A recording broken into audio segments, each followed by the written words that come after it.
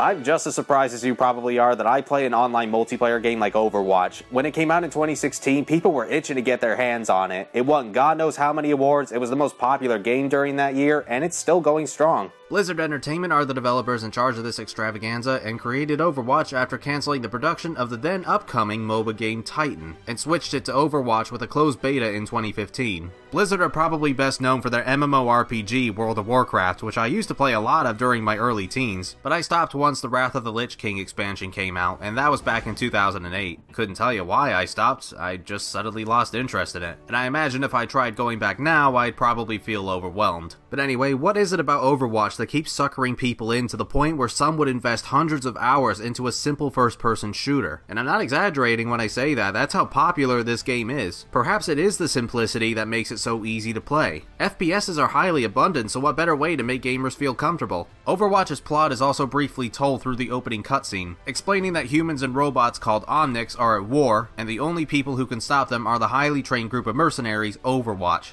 Yep, that's about it. That is literally all the story you're gonna get. It's gameplay from here on out, and the only way you can expand the story is by looking through promotional material. There are plenty of these wonderfully animated shorts, but you've also got online comics you can read, both of which delve a little bit into particular characters, such as members of Blackwatch, Overwatch's competitors. There's no single-player campaign in Overwatch either, it's all online multiplayer, which is a rather odd but somewhat bold move to make. The closest you'll get to single-player are these archives that act somewhat like a story mode, but they're very short, and most importantly, they're only available once per year for a small period of time. I was actually very lucky to catch them in time for this video. If you don't usually care about stories in first-person shooters, then I suppose this could be a relief for you, but for those who are looking for more lore in the Overwatch universe, then you're gonna have to do some digging online to get the most out of it. And for the record, I really couldn't care about Overwatch's story. All I want to do is step into a game and defeat my enemy team, earn some experience points, and make my character look as badass or ridiculous as possible. Now, I enjoy the cast of characters that Overwatch lets you control. They're a lot more colorful and lively compared to most modern shooters, but what can I tell you about their backstories? Beats me, and frankly, I wouldn't be interested.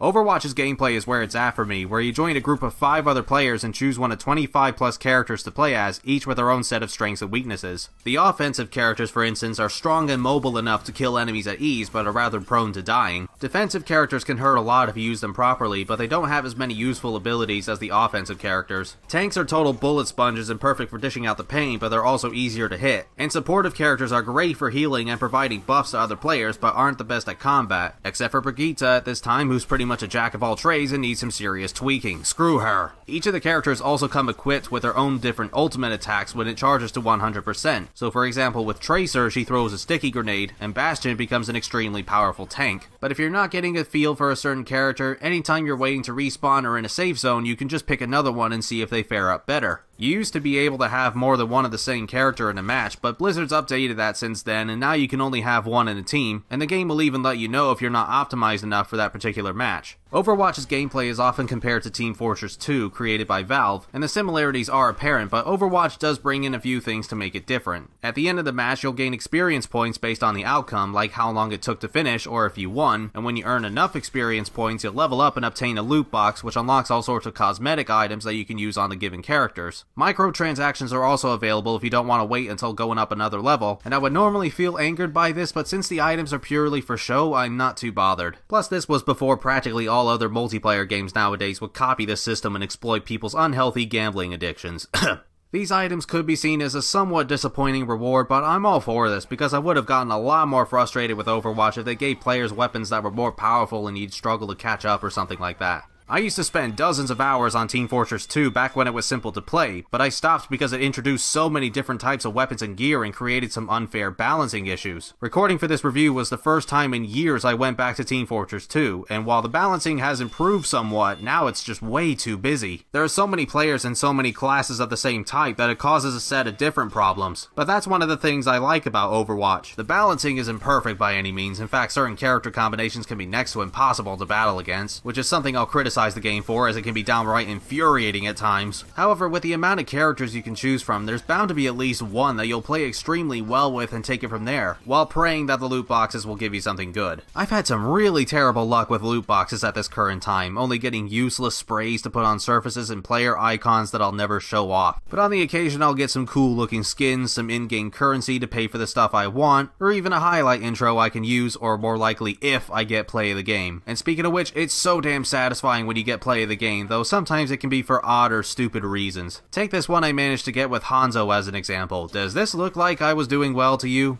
Yeah, I didn't think so. Though even if I were to play well in a match, it's not like anybody's gonna commend me for my work. Upvote me, goddammit! Well, I ain't healing your ass next time. Not that I play as Mercy a whole lot anyway, because I'm more about kicking other players' teeth in, and while I didn't get along with all of the characters, some of them I very quickly adjusted to. Soldier 76 is a good starting point for anybody new to Overwatch. He's definitely the most basic of the characters. His abilities are only sprinting and dropping a healing circle, and his ultimate just involves holding the fire button and letting the game do the rest. However, that was a little too basic for my liking, so my very first character was Farah. She comes equipped with a rocket launcher, which isn't the most practical weapon to use in the heat of battle, but she makes up for it by using rocket boosters to fly, and suddenly the rocket launcher and her ultimate is a lot more helpful to do damage from above, or as Farah puts it, justice reigns from above. And when I was done with her, I moved on to other characters like Tracer, the poster child for Overwatch, and her speed was what immediately made me like her, but she can also turn back time a few seconds to refill health and ammo, and she's able to zip in any direction, so if you got a Reinhardt being annoying with his massive shield, just zoom right past him, throw a sticky grenade, and that'll take care of him.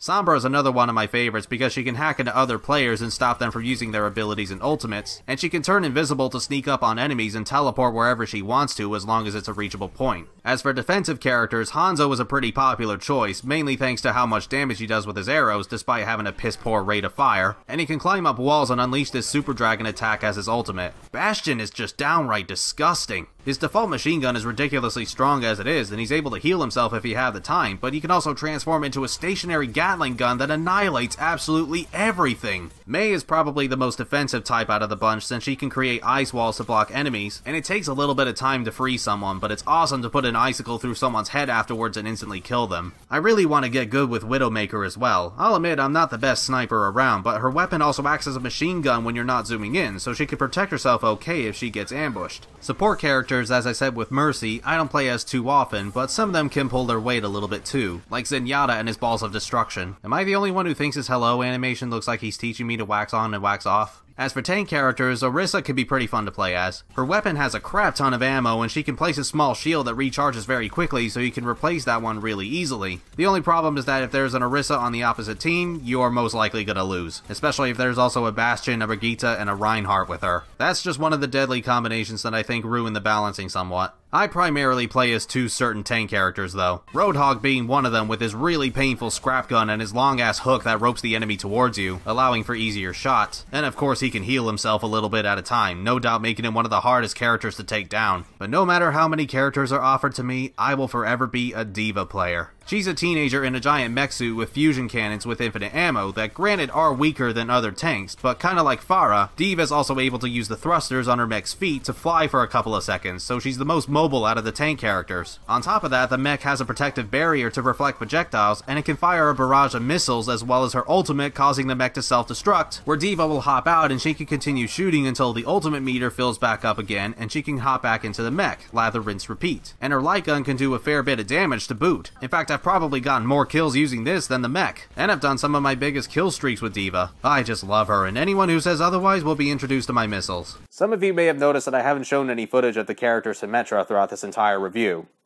and that's because I refuse to play as her. She's only a support character, but her photon projector is way too powerful for someone of that class. She also has two damn ultimates to choose from between creating a teleporter so that her team can guard the objective more easily, or a shield generator that improves players' defenses from a wide area. And worst of all, she has multiple f***ing turrets on multiple f***ing places, and they're a f***ing bitch to get rid of because they f***ing hurt and you will f***ing die. Symmetra is a mother f***ing pain.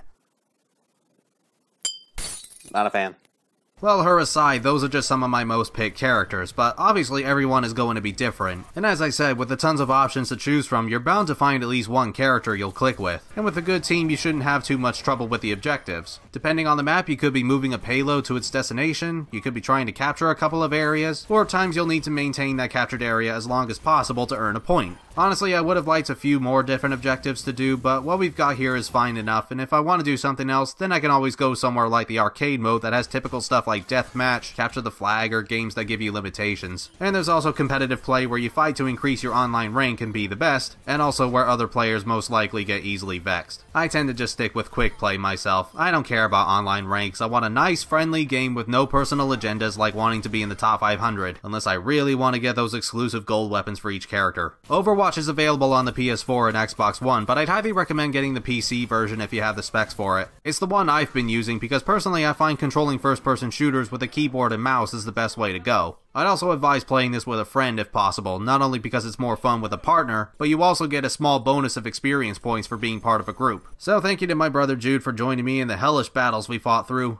and lost half the time. But hey, even if you've been defeated, you still get some experience points for your efforts, so it's not all about gains and losses. Overwatch can be a very good time, whether you want to play a quick 10-minute game or two, or play several games for maybe a couple of hours. There's plenty of enjoyment to be had, and thanks to the experience system and the loot boxes not affecting gameplay, this encourages everyone to play as fair as possible. As a first-person shooter, there's a fair bit of substance put into Overwatch, but if you've played FPSs to death and want something different, I can't say this is the game you're looking for. It isn't free to play unlike Team Fortress 2, but I think there's slightly better content here, and Blizzard is constantly providing updates and new stuff to the game like extra characters and maps. Not to mention Overwatch is constantly on sale in Battle.net, basically Blizzard's version of Steam, so I think it's worth the price. Feel free to join me if you'd like to as well. You can help me against the impossibly difficult combinations of characters. If you think you're brave enough to take on players across the internet or just want some friendly competition, definitely go buy Overwatch, and hopefully I'll see you there. Oh god, oh phew, save myself there. Now that we got a couple of games out of the way, I think it's safe to go back to the Kingdom Hearts series. I know it probably doesn't feel like any time's passed since the Chain of Memories review, but I really want to get these done before 3 comes out. So next time, it'll be the Kingdom Hearts 2 review. But before then, I'm gonna go play some more Overwatch. Flick my glasses. That's not what I wanted to do. Next time, it'll be the Kingdom Hearts 3... Wow, Kingdom Hearts 3 review? It's out already? Wow! Just because I said it. Wow.